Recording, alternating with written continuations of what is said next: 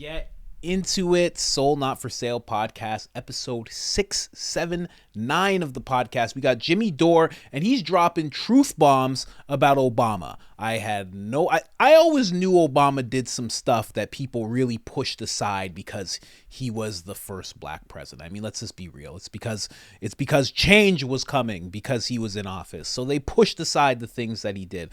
The Jimmy's dropping some truth bombs about Obama, but he's also talking about Trump and the fact that he's getting indicted and what all of this means. And we've touched on this before, but it's important to touch on it again and again and again, because these indictments and all of the spectacle that's being brought up in the media about how he's a criminal and he's broken laws and he's crazy, you really have to wake up and see it for what it is.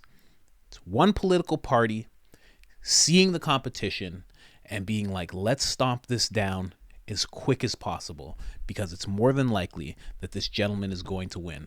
But the Obama stuff stands out way more to me. So let's get right into that. We got this clip. Jimmy Dore, let's go. Change the subject a little bit. You're talking about when do people start to wake up and Yes. when do they stop being manipulated? When are people going to realize? So this, I've had people say to me about the Trump prosecutions, and I try to explain to them what this really is criminalizing the establishment's enemies. And they go, but Jimmy, Donald Trump actually did break laws. And I'm like, so you think we're supposed to prosecute Donald Trump for whatever that law is you think he broke? When Dick Cheney and George Bush walked the earth, they ordered a torture program, and Barack Obama was supposed to prosecute those guys, constitutionally required to, and he didn't. And the reason why he did, well, the public reason why is he said that all those torture crimes happened in the past, and Barack Obama's looking towards the future, right? Which, all the crimes I've committed are in the past, too, so I'm glad we're not prosecuting those. But the reason why he didn't for real is because he works for the same people, and Barack Obama was not a departure from George W. Bush. Barack Obama took us from 2 wars to 7. Barack Obama kicked 5.1 million families out of their houses while he made sure that the bankers got their bonuses. Barack Obama deported twice as many Hispanics as Donald Trump. He built those cages they put those people in. He dropped more bombs than George W. Bush. And so now they remember they used to say they hated Ralph Nader because he gave us George Bush. Well, now they all love George Bush because George Bush called the people on January 6th terrorists. So now the establishment loves him again, but they still hate Ralph Nader. Isn't that amazing? So that's what I hope people wake up to, that fact that if you're going to prosecute Donald Trump, it can't be because he's breaking laws, because we already have people who are war criminals. Every president's a war criminal in my lifetime. And not only that, they ordered a torture program, and Barack Obama said, yep, we tortured some folks, and then he didn't prosecute anybody for it. In fact, they put the head of the CIA, I forget her name, Haspel, and they put Gina Haspel, right? And they said, oh, she broke the glass ceiling because she's the head of the CIA. Yeah, she broke the glass ceiling, and then she picked up one of those shards of glass and started torturing people with it. Barack Obama killed a 16-year-old American citizen in cold blood, ordering a drone strike which killed Abdulrahman al-Awlaki at a civilian restaurant in Yemen, a country we are not at war with. And when confronted, Luke Rudkowski of We Are Change confronting Obama's team at, I believe it was like a DNC debate in 2012, I think it was, and the response was, he should have had a better father. Barack Obama's, the official administrative response was, oopsie daisy, oopsie daisy. Yeah. You ordered a... Wow, man. Absolutely wild. And then apparently within this, if I played it longer, Trump's involved in something with that family as well, which is very, very chilling, to say the least. But I didn't know all this about Barack Obama. You know, the one thing about Barack Obama, he has definitely made it really, really amazing to be black, I have to say. I mean, what he's gotten away with, and like what I'm able to get away with right now. I don't have to be doing this podcast. I could be looting a store. I could be doing that right now. I could be in a Gucci store, just taking what I need, I could go to a Walmart and just get stacks of bread. I could be doing that right now, but I'm here with you guys. I hope you're appreciating that. But yeah, it's wild. I didn't know that. And Jimmy Dore talks so fast. I'm trying to write it all down. But the torture program, I remember hearing about that.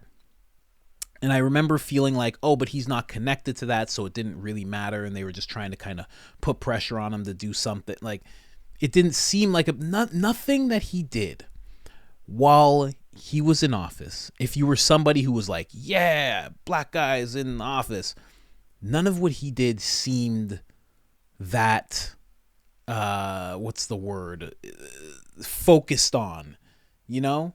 Like, it was like he could do no wrong. Like, there was a torture program. He didn't prosecute people who needed to be prosecuted. Well, you know, when you think of that, it's like, of course he didn't, because he's like a part of that whole tribe. I mean, literally related to George Bush. That's not like, people hear that and think it's a conspiracy. He's actually related to George Bush. That's real. That's real. He's really related to George Bush. Someone who's in the Skull and Bones group, but that's for another episode. And then going from 2 to 7 wars. So he was like a real, you know, like, I guess, warmonger. You know, Lindsey Graham must have been so happy when Obama was in office.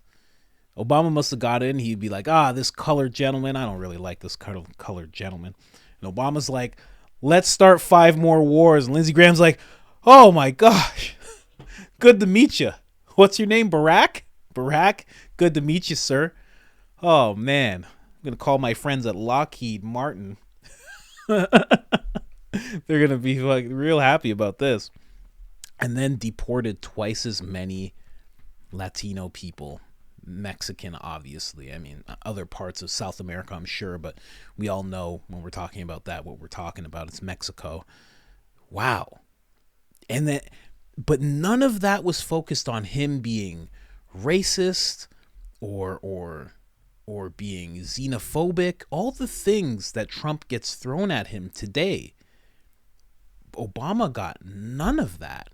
And then when you think about that, 2 to 7 wars, and then you think about someone like Trump who's like, I don't want to be at war.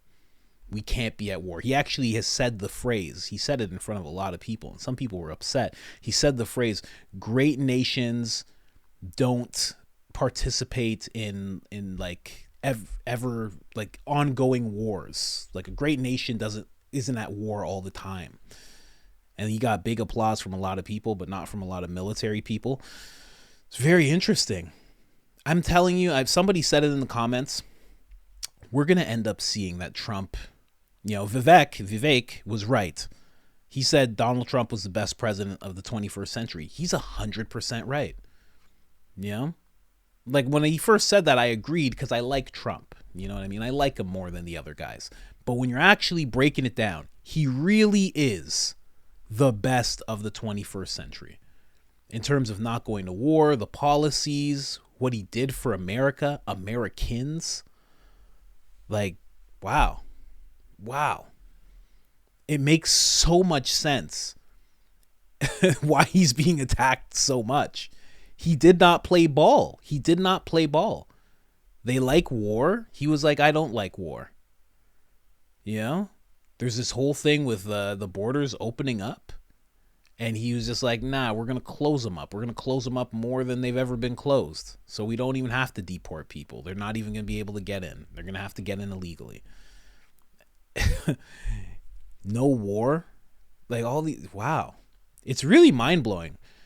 When you hear, like, because you can look at Trump and be like, well, he's this, that, and he's a great guy, this, that. But when you actually see what Obama was doing, and then you compare it, he's much better. And now if you take him and compare him to what Biden's done, he's much better.